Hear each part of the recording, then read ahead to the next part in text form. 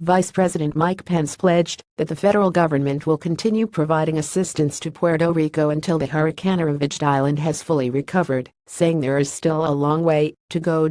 We will be here for the long haul. We will be here until all the people can say with one voice, Puerto Rico se levanta. Puerto Rico is rising, Pence said Friday during a visit to Iglesia Santa Bernardita, a church in San Juan. Pence, traveling to Puerto Rico 2 days after President Donald Trump visited with hurricane survivors and federal relief personnel, praised the government effort to provide food and resources to residents. But we have a long way to go. President Trump and I know this, he said. We will see this challenge through. Pence also said he had faith in Puerto Rico's governor and local leaders. Trump criticized the mayor of San Juan after she complained of inefficiency in the federal response. The federal board overseeing Puerto Rico's troubled finances has cited estimates that the massive rebuilding effort needed could cost as much as $95 billion, roughly 150% of the island's economy. Debt load. Pence said that, while the focus now is getting the U.S. territory back on its feet, there will be discussions within the administration and Congress about Puerto Rico's $74 billion debt.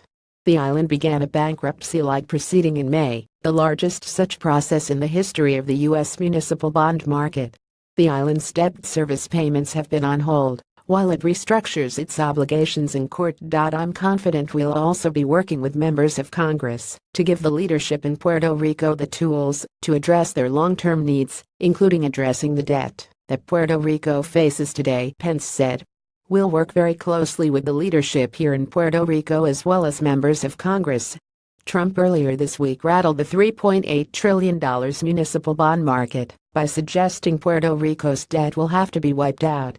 His budget director, Mick Mulvaney, and White House Press Secretary Sarah Sanders later walked back the president's remarks, saying the debt will have to be dealt with through the existing bankruptcy process established under a law passed last year.